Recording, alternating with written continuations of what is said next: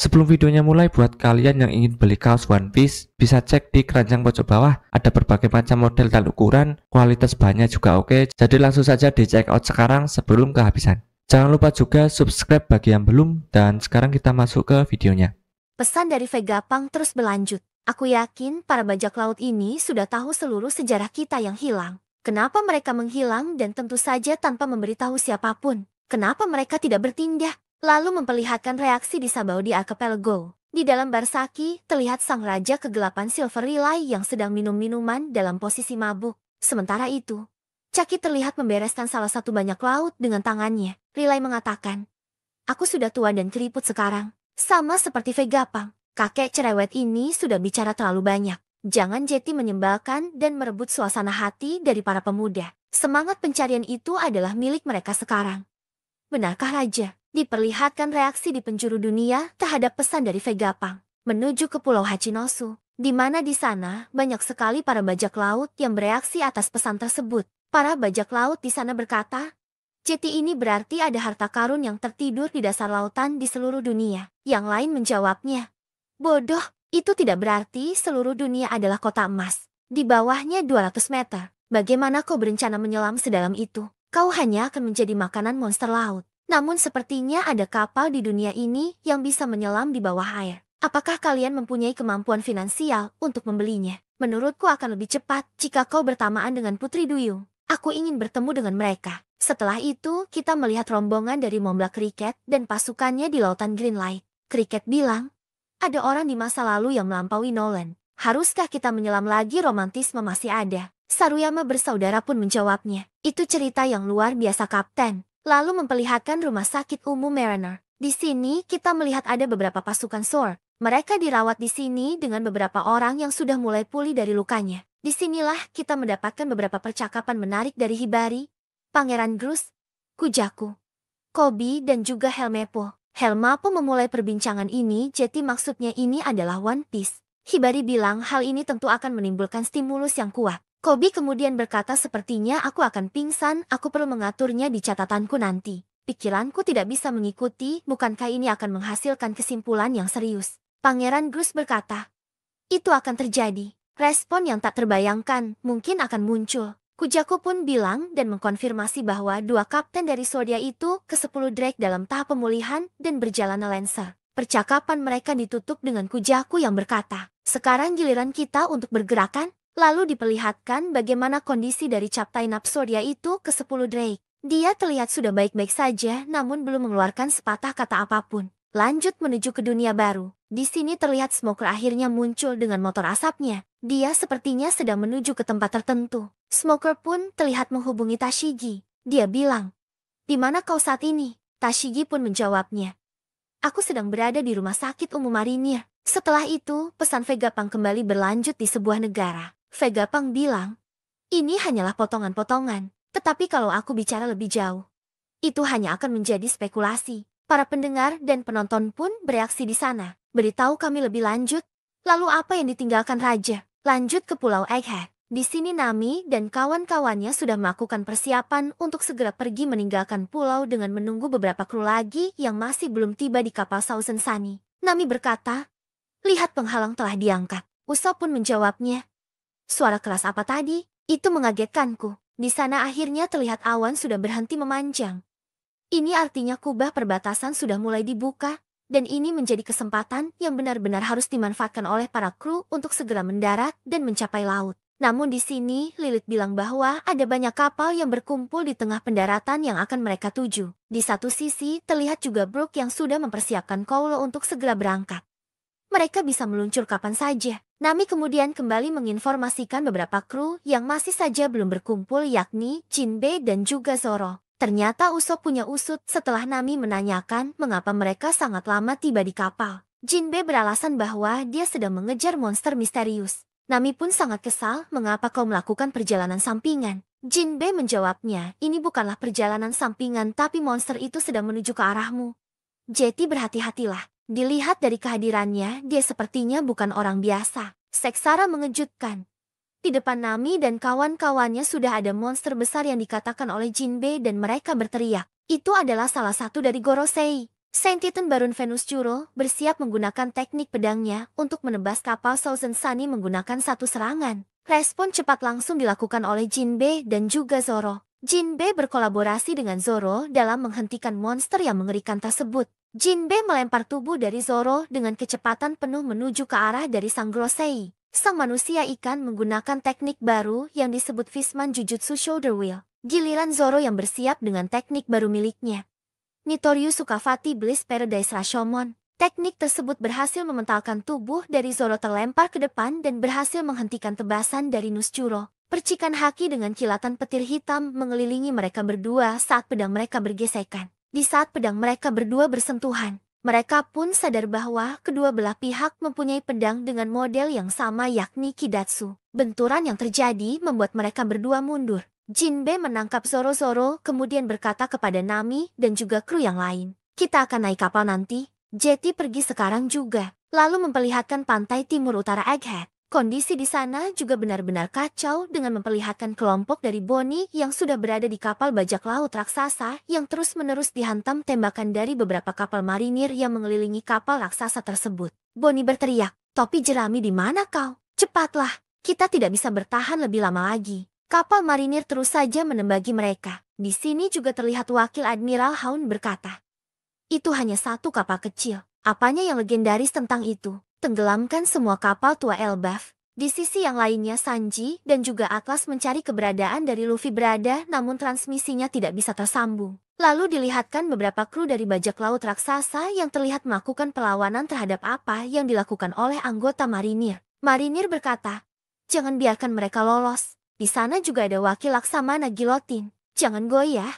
Mereka hanyalah kru banyak laut fosil dari sahabat yang lalu." Para raksasa kemudian terlihat mengamuk dan berkata, "Hancurkan mereka semua." Lalu dilihatkan hancurnya beberapa kapal marinir yang disebabkan oleh mengamuknya para bajak laut raksasa. Pertarungan antara dua belah kubu masih berlanjut dan kali ini giliran dari Bluegrass yang menggunakan senjata binatang laut untuk melubangi kapal dari para raksasa. Dia bilang, "Kalian sungguh menyedihkan, masing-masing dari kalian sedang menyembunyikan keadilan bukan?" Selanjutnya diperlihatkan bagaimana Voice Admiral Roll yang melakukan perlawanan dengan memukul beberapa raksasa dengan menggunakan genggaman tangan yang diselimuti oleh haki dengan teknik yang disebut Rock and Roll Blaster. Kemudian diperlihatkan bagaimana kondisi dari Luffy, Dory, dan juga Brogy yang terlihat kebingungan karena Warkuri tidak kembali mengejar mereka. Dan ternyata kesemua dari para Gorosei ini selain Nushjuro sudah tiba dan berada di sebelah dari robot kuno dengan tatapan mereka yang mengerikan. Mars pun tersadar bahwa itu adalah raksasa besi, robot kuno yang menyerang Mario Joe 200 tahun yang lalu. Pesan dari Vegapunk kembali berlanjut di sebuah negara.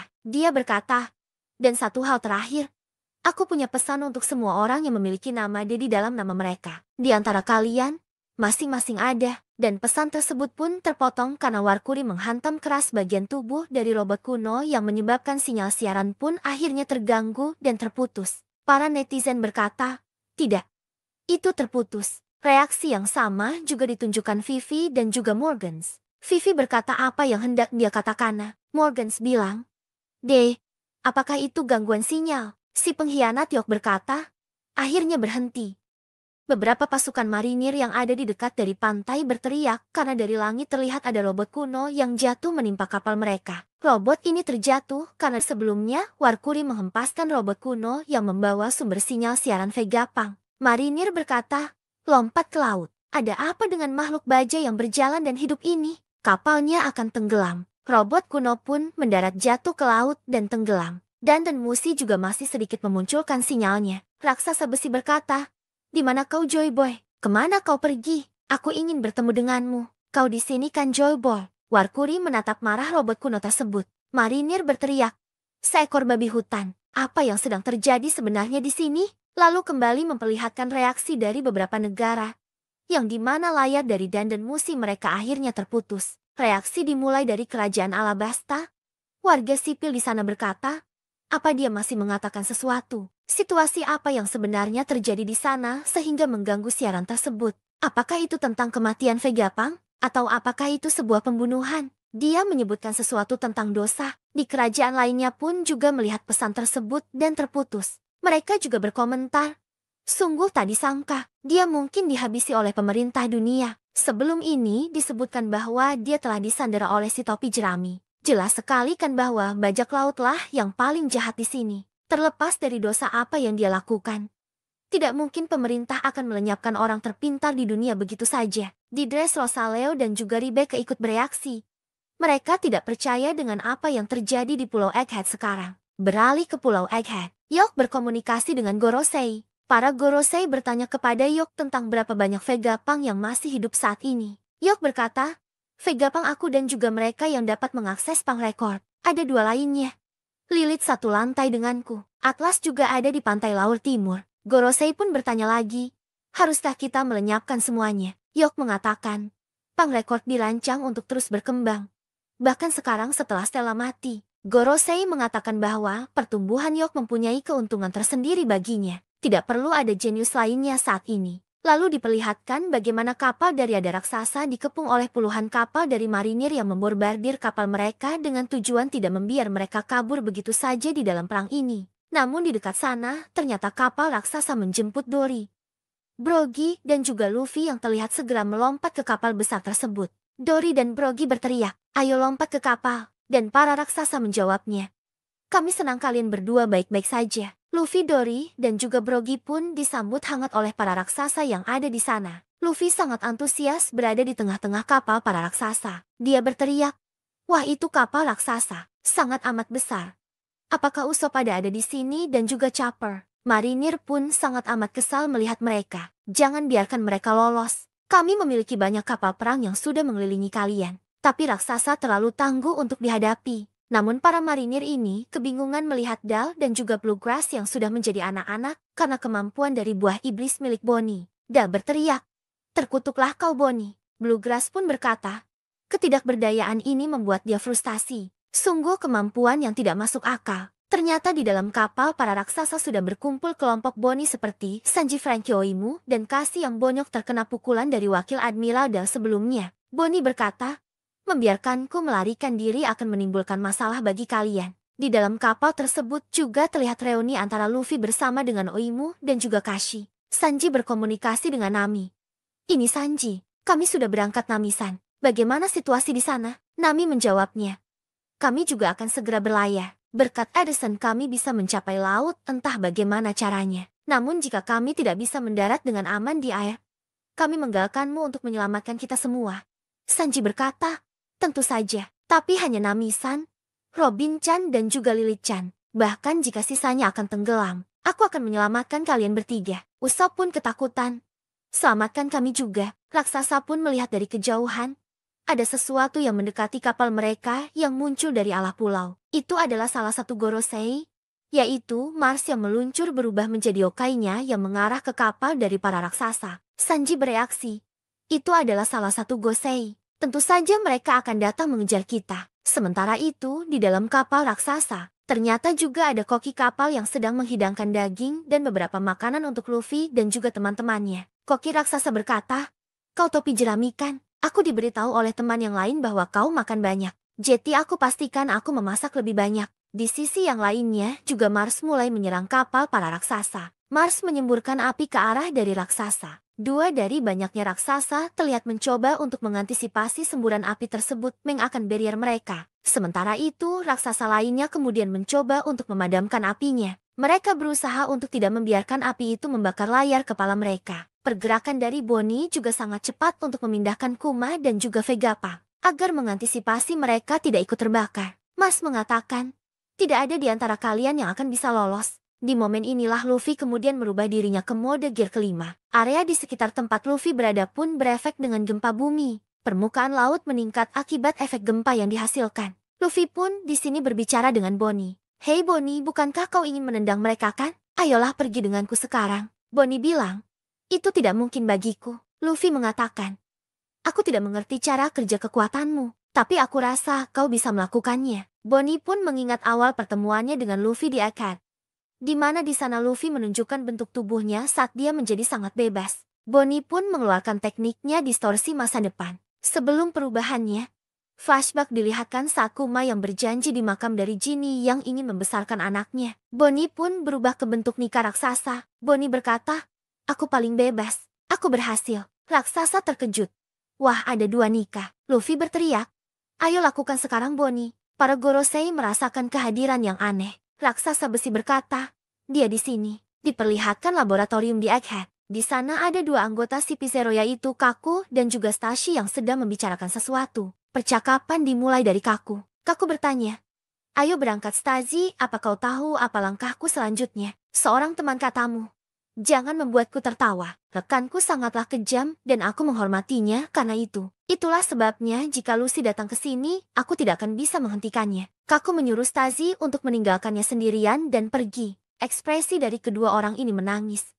Berpisah, tak tahu arah dan hanya menyesali semua yang sudah terjadi. Lalu memperlihatkan 2 Nika yang sudah bersiap melakukan pertarungan dan menjaga kapal bajak laut raksasa agar tidak dihancurkan. Luffy terkesima melihat Bonnie yang sudah bisa merubah dirinya menjadi wujud Nika seutuhnya. Luffy berkata, ini menyenangkan. 2 ekspresi yang berbeda terlihat pada saat diperlihatkannya 2 Nika ini. Ekspresi pertama yaitu para raksasa yang benar-benar sumringah melihat mereka berdua. Namun berbanding terbalik dengan para marinir yang malah terkejut melihat wajah dari Luffy yang benar-benar mirip seperti apa yang ada di dalam poster buronan terbaru miliknya. Selain itu, Saint Mars juga bereaksi atas hal tersebut dan posisinya masih berada di belakang dari kapal bajak laut raksasa. Mars berkata, Nika ada 2, itu hanya hayalan dari Toshitoshi no Mi. Jangan terbawa suasana. Pertarungan pun dimulai.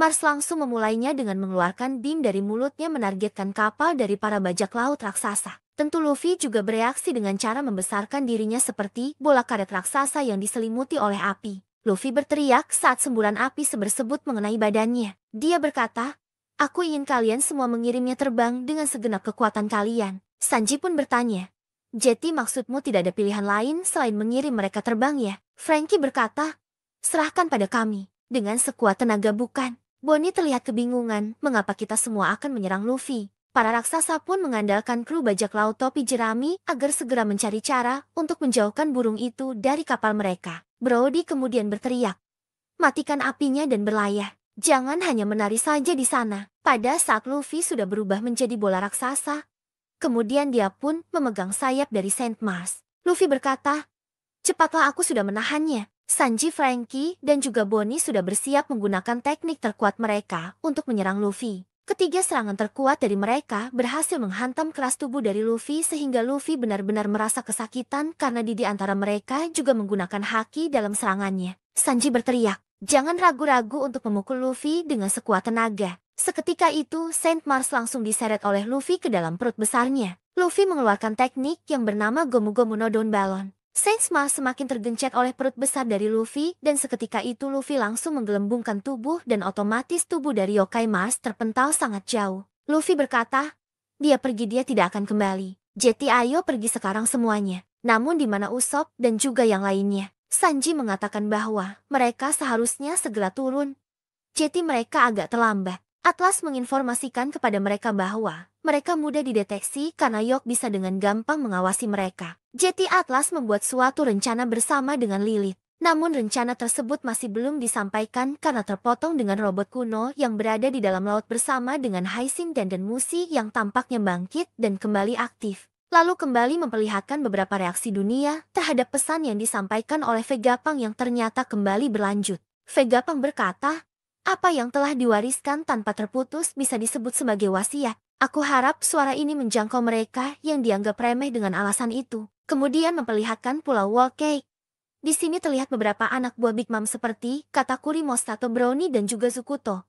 Bertanya-tanya apakah yang dia bicarakan sekarang. Di samping itu, Vivi dan Morgans juga terkejut kenapa pesan tersebut kembali aktif. Lalu memperlihatkan kabar dari Gaimon dan juga Sarfurgal. Mereka berdansa riang namun tak tahu ada kepanikan dunia atas pidato yang disampaikan oleh Vegapunk. Di sisi yang lainnya ada Yok yang berkata kepada Gorosei, gelembung transmisi baru saja diputus. Memori dan transmisi siput transporter memiliki sirkuit yang berbeda. Itu harus segera dihancurkan secara langsung. Kembali ke kapal bajak laut raksasa. Kali ini kapal terlihat dikepung oleh beberapa kapal marinir yang tidak memberikan akses kabur. Namun semuanya tampak terkejut melihat ada para agen Ciperpol dan juga beberapa serangan bom mendadak jatuh dari arah langit menghujani tempat area mereka berada. Luffy terlihat kebingungan. Marinir juga berkata, serangan bom. Itu adalah agen Ciperpol dan beberapa puing. Kenapa mereka jatuh dari langit? Para serapim juga bersama dengan mereka. Agen Ciperpol yang jatuh di atas pun berteriak, "Tolong tangkap kami akan mati." Luffy kemudian mengatakan bahwa itu adalah ulah dari Saint Jupiter yang memuntahkan mereka semua. Brogy lantas mewaspadai para yokai karena mereka sudah bergerak cepat untuk datang dan kembali akan menghancurkan kapal. Dan ternyata feeling dari Brogy benar. Saint Jupiter mencoba menyedot kapal tersebut menggunakan teknik miliknya, namun tentu saja Luffy bereaksi dengan menghentikan dan mencoba menahan cacing raksasa tersebut. Luffy berhasil memukul Jupiter dan para raksasa bersorak kegirangan. Namun babi hutan raksasa mencoba untuk berlari mendekati mereka dan mencoba untuk menghancurkan kapal. Semuanya benar-benar panik. Para raksasa berteriak, "Lebarkan segera layarnya menggunakan dayung. Dia akan menghancurkan kapalnya." Tidak ada cara lain selain maju. Babi hutan tersebut sudah berada di depan dari kapal para raksasa dan sepersekian detik lagi menghantam kapal besar tersebut. Marinir yang tak tahu apa-apa kembali panik dengan berteriak, "Raksasa putih! Monster!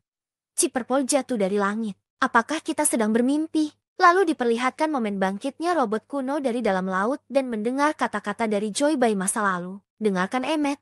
Jika waktunya tiba, kau harus..." "Emmet?" bertanya waktunya. Dory dan juga Brogy membuka mata melotot dan berteriak siapa itu. Robot kuno pun menghajar babi hutan raksasa menggunakan pukulan kuat yang merontokkan satu taring dari yokai tersebut. Luffy pun berteriak robot. Cerita berlanjut dengan memperlihatkan Pang Hazard 26 tahun yang lalu. Ada percakapan dari para genius dunia, Dr. Vegapunk dengan Profesor Clover yang dimana Vegapunk masih dengan kepala panjangnya, dan Clover masih sangat muda waktu itu. Clover berkata, "Tolong Vegapunk, mari kita lakukan penelitian sejarah tentang abad kekosongan bersama-sama. Di dunia ini ada kedalaman yang sangat dalam dengan kegelapan yang diabaikan. Jika aku melanjutkan penelitian ini, aku akan membutuhkan ilmu dari bidang studi lain." Vegapunk menjawabnya, "Seperti yang kalian lihat, aku sudah menjadi ilmuwan pemerintah. Aku tidak bisa begitu saja membagikan data apapun. Berapa kali kau ditangkap? Kau sekarang sepenuhnya diawasi. Apa kau tahu mengapa mereka membiarkan kau hidup? Mereka melepaskanmu sehingga mereka bisa membasmi kaki tanganmu. Mundur sekarang juga. Kau tidak akan pernah bisa untuk mengantisipasi kebaikan dan kejahatan di masa lalu." Kemudian Clover pun bercerita, dulu dia melihat seorang pria bernama Tengahdi. Dia terbunuh tepat di depan matanya. Dia ternyata kakak laki-laki dari Clover. Nama asli dari Cloverer ternyata adalah Clyombi Clover. Diperlihatkan juga kilas balik bagaimana Clover dan juga kakaknya yang ingin dieksekusi karena nama di dalam namanya. Clover mengatakan pada hari itu bahwa dia berbohong agar dia bisa bertahan hidup. Di dunia ini, adilkah dibunuh saat kau dilahirkan dengan nama tertentu? Ada sejarah yang terus terhapus tanpa ada siapapun yang tahu arti ini. Kemudian Vegapunk berkata, "Aku tidak akan bekerja sama denganmu. Aku akan melupakan percakapan ini sekarang." Sebelum percakapan berakhir, Clover mengatakan sesuatu. "Vegapunk, aku pasti akan menyelesaikan ini. Aku bisa mendengar suara dari masa lalu." Cerita berlanjut, 22 tahun yang lalu di Pang Hazard, Vegapunk dan juga Caesar Clown mendengar kabar bahwa Pulau Ohara akan segera dilenyapkan. Mereka terlibat pembicaraan, dimulai dari Caesar. "Vegapunk, apakah kau sudah mendengar Bas Circle dipanggil di Ohara West Blue? Aku berharap bisa melihatnya." Pemusnahan massal? Sepertinya mereka akhirnya memberatkan arkeolog Claw itu. Setelah kejadian ini, tidak akan ada lagi orang yang meneliti tentang abad